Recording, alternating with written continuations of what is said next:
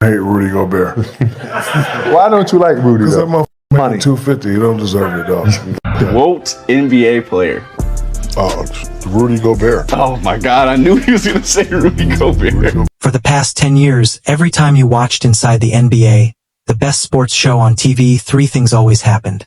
First, Charles Barkley roasted Shaq, and Shaq fired back with, "Rings, Ernie." Second, Kenny Smith stirred up every single argument.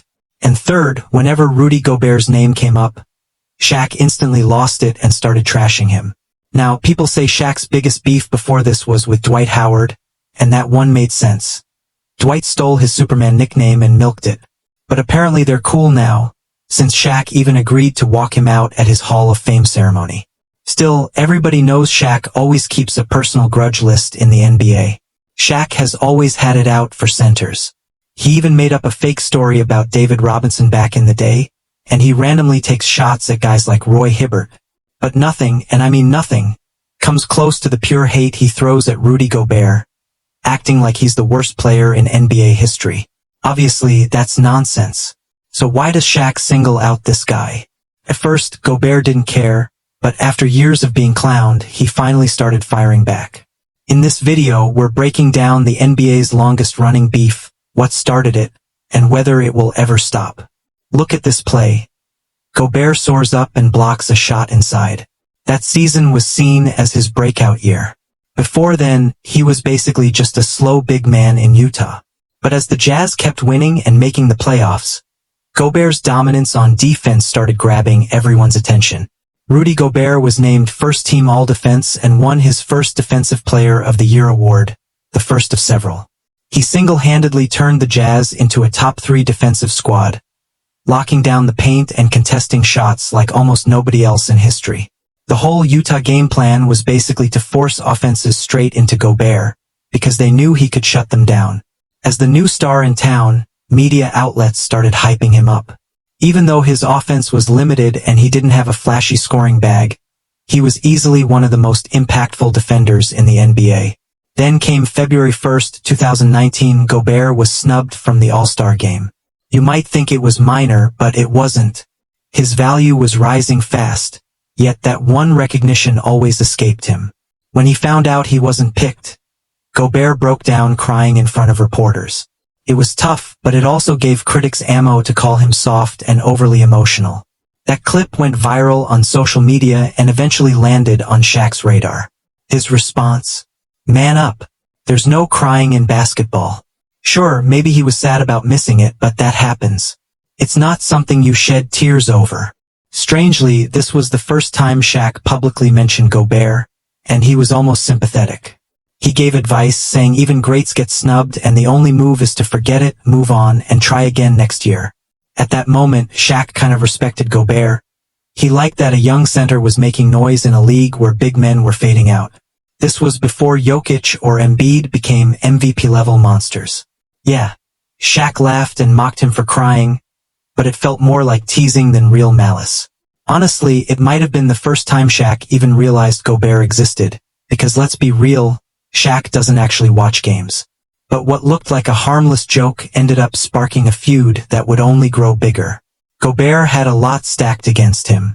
First, most of the NBA world just didn't like him. Maybe it's his arrogant tone when he talks. Maybe it's his total lack of an offensive game. Or maybe people just don't vibe with the fact he's French.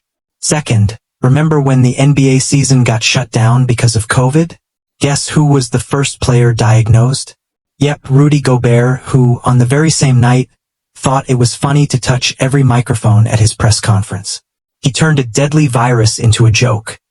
A virus that was threatening to wipe out entire industries, including sports. Fans weren't laughing. The hate toward Gobert exploded, with people blaming him for shutting down the NBA, even though it probably would have happened anyway.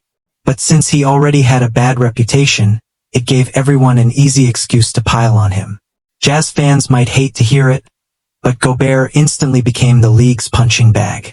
It didn't matter. Gobert's popularity wasn't getting any better. Fast forward to December 20th, 2020. He signed a massive 5-year, $205 million extension. At the time, it was the third biggest deal in NBA history and the largest ever for a center. Naturally, the basketball world went crazy, and players started debating if he was even worth it. Most thought he wasn't. Draymond Green trashed him on his podcast, and players around the league even voted Gobert the most overrated player in the NBA. The hate was now at an all-time high.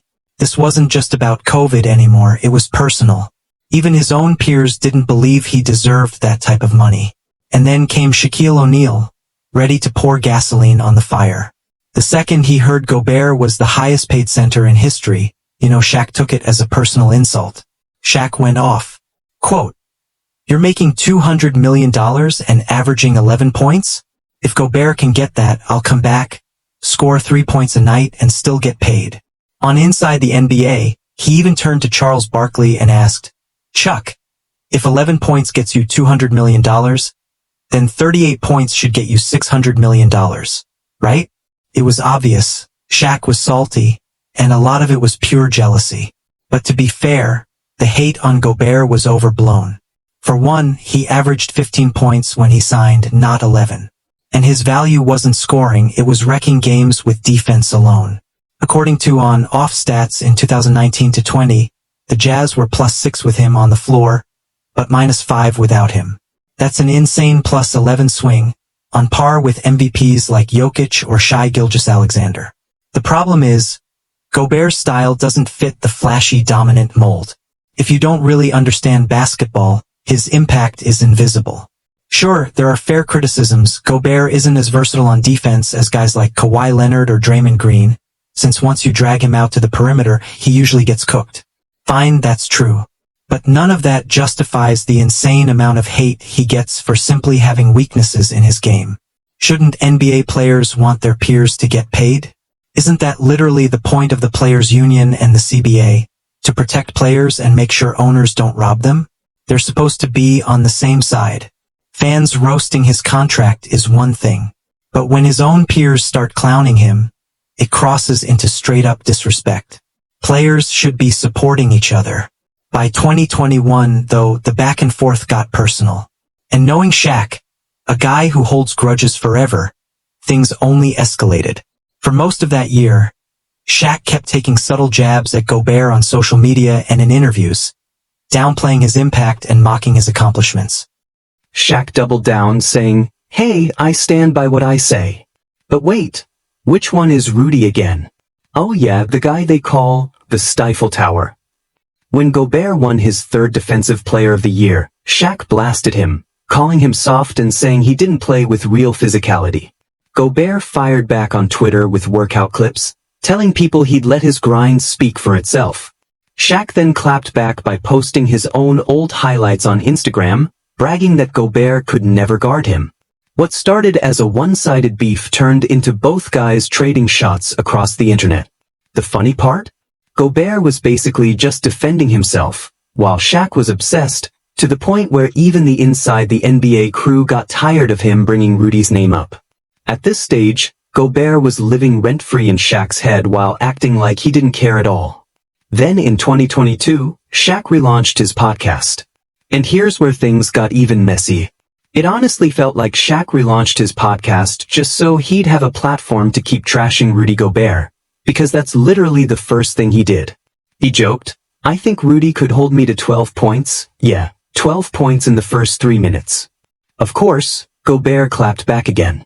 At this point, it didn't even seem like Shaq believed the nonsense he was saying, but Gobert trolled him anyway just to get under his skin, which wasn't hard. By now, you'd expect the feud to die out, but instead it only grew stronger, with Shaq even claiming he'd drop 45 points and 16 rebounds on Gobert by halftime. The shots kept coming, but Gobert started realizing this was no longer fun banter. Shaq had developed a weird obsession. The feud became such a circus that even reporters started asking out loud, "Why is Shaq so fixated on Gobert of all people? There's no way it's just about the money." When reporters pushed the issue, Shaq gave the most Shaq answer possible: "Gobert is ruining the legacy of big men." Like, what does that even mean? How can Rudy Gobert ruin the legacy of Kareem or Wilt just by existing? Shaq doubled down, saying, As president of the Big Man Alliance, if you make big money, play like a big man. That means throwing elbows, knocking people out, and not letting little white dudes from Denver dunk on you and talk trash. But seriously, since when is elbowing and cheap-shotting people a badge of honor? If anything, the league is better off without players imitating Karl Malone, the king of flying elbows. The truth is, Shaq just can't stand that Gobert isn't built like him. He sees a lanky Frenchman playing the exact opposite of the bruising, old-school big man he believes should define the position. Shaq thinks Gobert doesn't play like a real center, but that's a total misconception. Sure, he's not a bruiser like Shaq, but Gobert plays plenty physical. He's willing to put his body on the line to contest shots, even if it means risking getting dunked on. Shaq, on the other hand, probably would have just moved out of the way. The fact that Gobert wins by leaning into his strengths instead of copying someone else is actually what makes him special. Wherever he plays, his team ends up with an elite defense because he's a real team-first guy. Then in September 2024, Gobert finally clapped back hard, calling out Shaq's insecurities. Quote, "It's sad to see someone who's accomplished so much, both in sports and business, still get triggered by another man's money and success. I get the entertainment part, but unlike others, you don't need that to stay relevant." And honestly, he had a point. This isn't just about Shaq. Retired superstars trashing the younger generation has become a trend. Whether it's jealousy over the money modern players make or the tired, "my era was tougher" speech, Shaq always finds something. In this feud, no one seriously thinks Gobert is a better player than Shaq. But Shaq has a long track record of being a bully and holding grudges. Anything that even slightly challenges his status, he takes personally. Gobert's contract has already been passed by several players, yet Shaq didn't go after them nearly as hard. This whole beef feels like a modern remake of Shaq versus Dwight Howard. For some reason, whenever a center gets even a little shine, Shaq feels threatened. But everyone knows how legendary his career was. The sad part is Gobert is so widely disliked that barely anyone stands up for him. And that's unfair. He's a great player. You don't win Defensive Player of the Year 4 times by being trash. But thanks to Shaq's constant negativity, the narrative around Gobert has turned toxic. Hating on Gobert has basically become a trend, and even other players have jumped on the bandwagon. How long will this feud drag on? Nobody knows. Shaq's been called out countless times for his non-stop shots at Gobert, but he refuses to quit, and honestly, it's only gotten worse. Maybe it'll last until Rudy retires, though knowing Shaq, he'll probably hold this grudge to the grave. Anyway, that's it for now. Drop your thoughts in the comments about this never-ending beef between Shaq and Rudy Gobert. Do you think Shaq's hate is justified? Or is Gobert unfairly targeted? Let me know what you think. Thanks so much for watching. I hope you enjoyed the video. And as always, I'll catch you in the next one.